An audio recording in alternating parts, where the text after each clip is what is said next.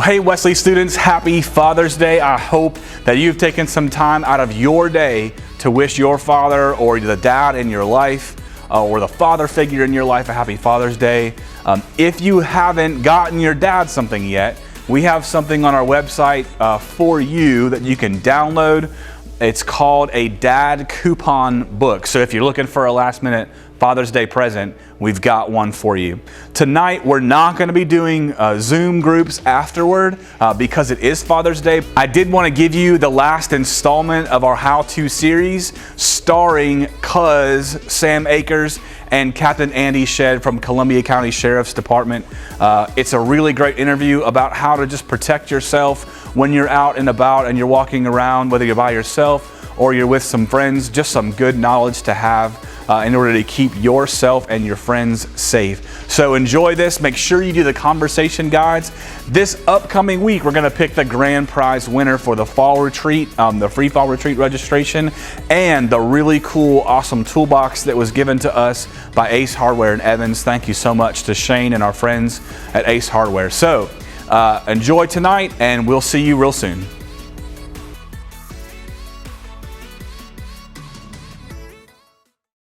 Hey, welcome everybody. Welcome to Cuz's Corner. I'm Sam Cuz Akers, and I'm here today with a good friend of mine, Captain Andy Shedd from the Columbia County Sheriff's Office, who has about 31 years of law enforcement under his belt. I myself have about 25 years of law enforcement. Today we're going to talk to you about situational awareness and how you can keep yourself safe coming out of the mall, being in parks, being in restaurants. So today I'm going to be asking Captain Shedd about different situations and what's the best way to handle them, and we'll just go from there.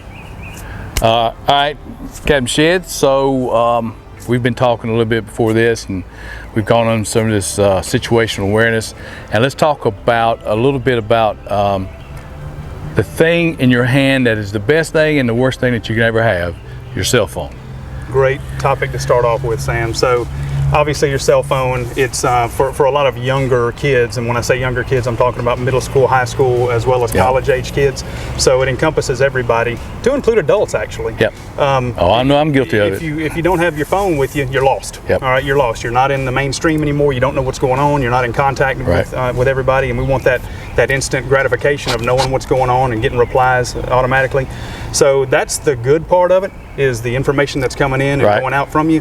However, there is a darker side to it, whereas it kind of sucks you in and it takes you away from knowing what's going on around you. So that's the best thing that we could start off with for this segment is knowing what's going on around you, and don't get sucked into that phone to where you're ignoring all of the other things that are going on around you, the people that are coming and going around you. Right. So make sure you don't get completely ingrained in what's going on with that phone. Maintain your situational awareness. Look up every once in a while and make sure that you know what's going on around you. Right, like coming out of, let's say you're coming out of the mall, I would suspect the worst thing you can do is be texting with someone. I would think, to me, and correct me if I'm wrong, the best thing to do with your phone coming out of a mall or something like that is to actually be on the phone with someone, so that if something were to happen, that would be good. So basically, you look at your target areas where you make yourself kind of an easy target, or where people have attacked others in the past or approached others in the past, and entrances of stores are a big one. Right. Entrance and exiting your car is a big one. So basically, you don't need to have your head buried in that phone. You need to be scanning the area around you. So that whenever you're coming or going from those locations, you know who's around you and what's going on around you. Self-awareness. And not only that for interactions with others, but a simple safety feature as far as stepping off curbs and twisting ankles or stepping into other problem areas. Or hitting a sign. I mean, we see videos now on the internet where people are falling in manhole covers as they're buried on their phone. So, the videos are kind of joking, but they're serious also. And there's a lot of hazards out there that we need to avoid by simply knowing what's going on around us and not being buried in that phone. Right. So let's go over to, you and I have been in law enforcement many years, so it's pretty natural for us to go into a place, let's say a restaurant, let's say Moe's. We were talking about Moe's earlier. It's instinct for us, but to look for exits entrances, exits, and stuff like that, and talk about having your back, which way your back should be. Door. Yeah. So I love Moe's. So I love Moe's. You know, welcome to Moe's and that kind of thing. I always get my chicken burrito. But with that being said, I always strategically place myself, and first and foremost, just like you said, I never sit with my back to the door. I want to see what kind of threats are coming and going through that door. There's a lot of craziness going on in this world right now. There are some very different people who have a lot of agendas right now, both good and bad. So I want to know what kind of people are coming and going out that front door. Additionally, I strategically place myself where I don't have to depend on just that entrance and exit at the front. There's a back door to most all restaurants, or there's a side door for takeout and that kind of thing now. So I want to know where all of my options are as I'm sitting in that restaurant. Before I even sit down, I want to pick my spot strategically and know where my entrances and exits are in the event that I have to make a quick getaway if something bad goes down. And this is, I mean, we talk about this, we're not just talking about, oh gosh, somebody's going to come in and be an active shooter or something. We're talking about, you know, any emergency. It could be a tornado come through. It could be, you know, if you're down in a coastal area, a hurricane. Well, you just need to know your exits and the fastest and easiest way to get out. Even fires or stuff like that. Exactly. It could be a fire. It could be an emotionally disturbed person who just all of a sudden arbitrarily walks into the restaurant. We've seen those videos. Yeah, it could be a car crashing through the front where you don't want to be sitting in that very first table to where you could get run over, you know, totally innocently. There's a lot of other factors. It could be a disgruntled employee. It could be a disgruntled customer. You know, they weren't happy with their chicken burrito, so they're coming in to complain, and it goes from bad to worse. So you want to be aware of those situations and be able to escape those situations quickly if needed. All right, good. So you're in Moe's, you're wherever you are. It's better to be with a crowd, correct? The more people, the better. Absolutely. There is absolute safety in numbers. And this goes, once again, for the younger kids, as far as your middle schoolers, your high schoolers, and especially your college age kids. There's safety in numbers. If you're going to be going out, go out with friends. And of course, the older that you get, the longer you stay out, you know, past midnight, 1 a.m., 2 a.m., whatever the case may be. But there's absolute safety in numbers. So number one, know who your friends are and know that you can trust those guys and girls, and then make sure that you hold each other accountable in looking out for each other. We want everybody to have a good time, but we want you to stay safe also and not make yourself a victim by going off with a stranger, going off with a group of strangers that you just met. You got to be careful. But specifically for the college age kids, you know, you see it a lot on college campuses and that kind of thing, where they go out with people that they just met, and then certain bad things happen, and we don't want any of our kids to fall into that trap. So know who you're going out with. There's safety in numbers. Make sure you trust your friends, and make sure that you look out for each other. So to continue a little bit on what we were talking about a few minutes ago, it's your situational and your surrounding awareness, but also you mentioned confidence in the way you walk or the way you stroll down through the hallway or outside. How would that work? So it doesn't matter what situation you're in, you want to exude that air of confidence that you're basically assured of your surroundings, that you know what's going on around you, and you're not buried in your phone and just basically ignoring everything that's going around you. Studies have shown that when predators attack someone, they're looking for an easy target. If you are just kind of, you know, shoulders hunched over and not really paying attention to what's going on around you, you're making yourself an easier target than if you were scanning the area that you're in, and you know, you have your keys in hand and you're ready in the event that something happens to you. Studies have shown that that making yourself a hard target basically protects you. So you don't want to look weak. Correct. You don't want to look weak. And we'll have a couple of examples here in the next segment that show the good and the bad. So let's do that. Let's show the new summer intern how to do it. All right, so we got Miss Laney here who's going to demonstrate what we should and shouldn't do. So if you would, Andy, just kind of tell us what she's doing wrong on this one, and then we'll come into a better one next time. Okay. As you can see, first off, she's got her hands full, so she's not ready for anything that may happen to her. Obviously, her attention is diverted into that phone.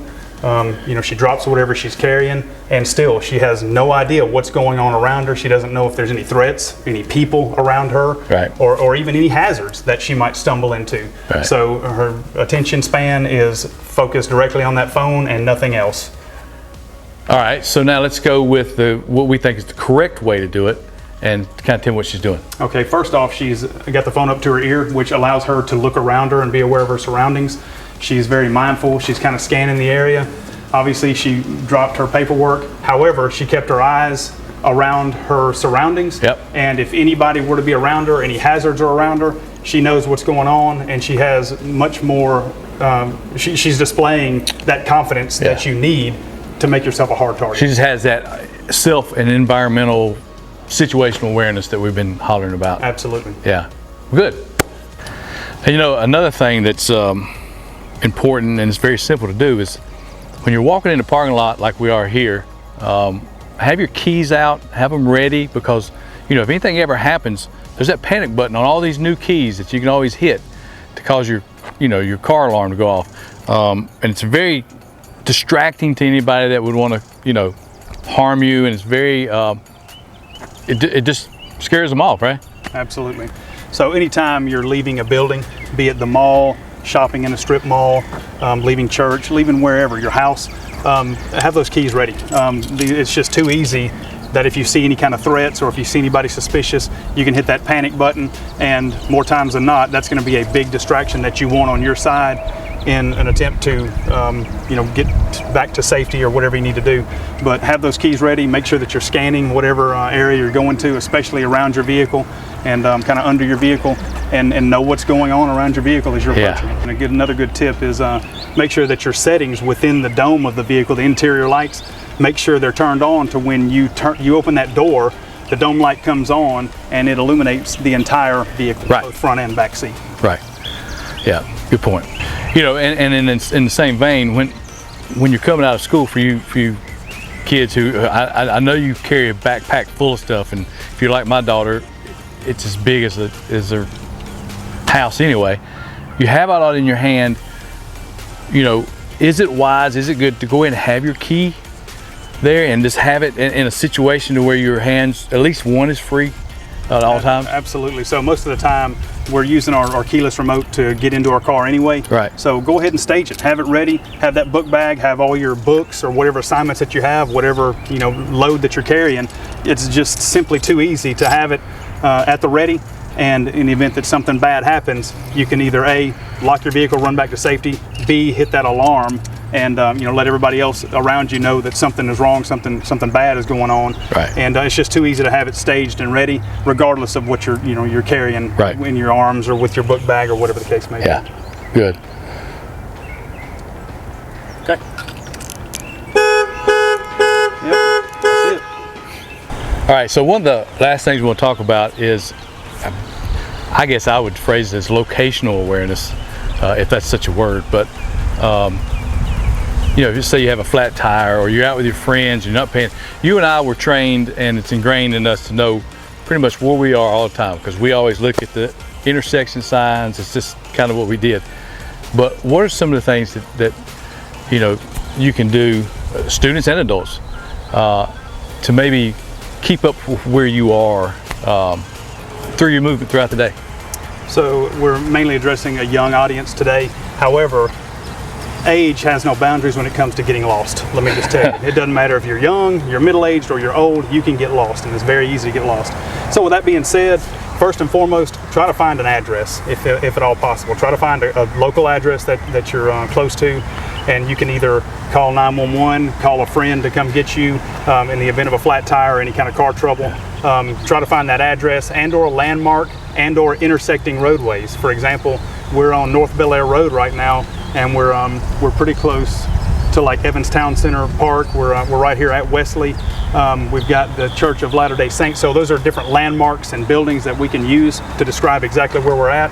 Or with everybody who is tech savvy and has their cell phones, I know we've kind of knocked cell phones and don't get yourself buried into it. Right. However, you can use it for a positive, and you can drop a pin map to a family member, to a friend, and that tells them exactly where you are in terms of them trying to get help to you.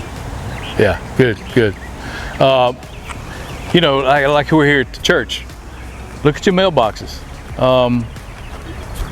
Even if you don't exactly know the road you're on, you can always, you know, throw out a number on the mailboxes to 911 dispatch or whatever, and they can try to pinpoint where you are. So there are a lot of landmarks,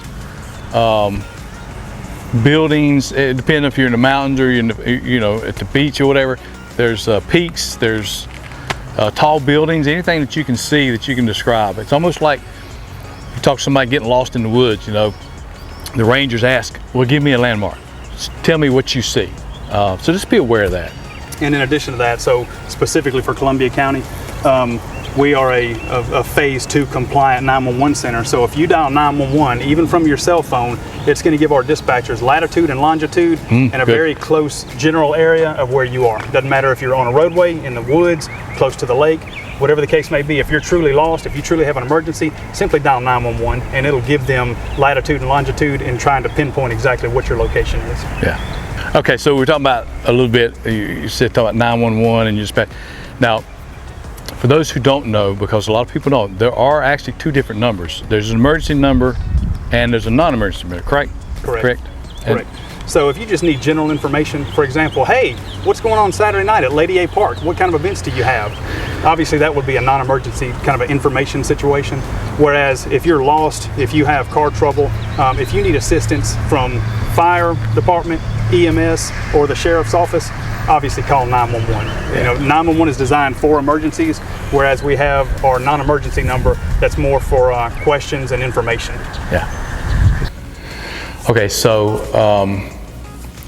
getting away from the awareness and more into why we do this or how our ministry has come through us and these type of and our jobs and stuff is, I got into this profession because I'm retired now. I'm much older, but I got in to serve people.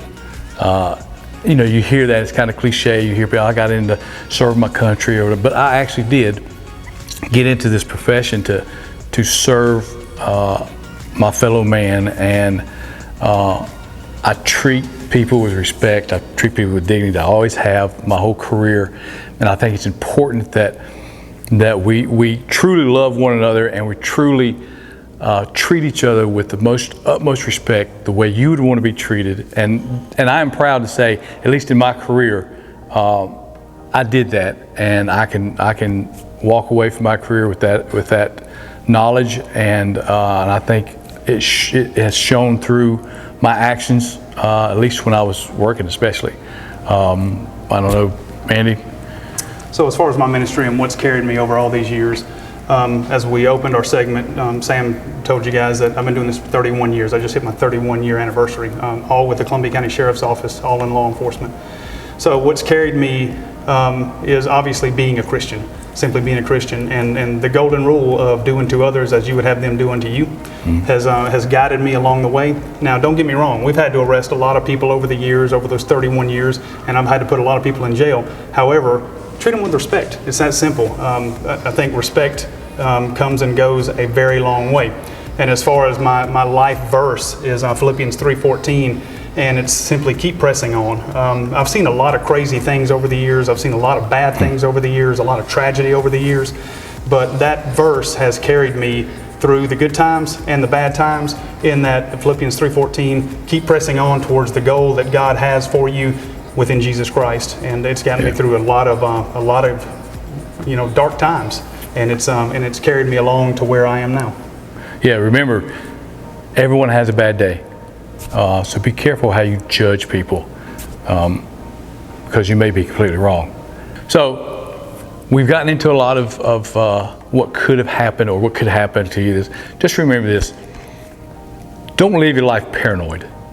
Just be aware. And that's all you need. So this ends our segment here at Cousins Corner. I want to thank Captain Andy Shedd, by the way, who is pretty much over all the patrol in this county, so he's pretty much a big wig around here. But I want to thank him for taking time out of his, especially in today's environment, his busy schedule, to come out here and do this for us, and we really appreciate it, and stay safe out there. Thank you. And just to remind everybody, it's all about situational awareness. Don't make yourself an easy target. Make yourself a hard target, and simply know what's going on around you. So God bless you guys, and we'll see you next time.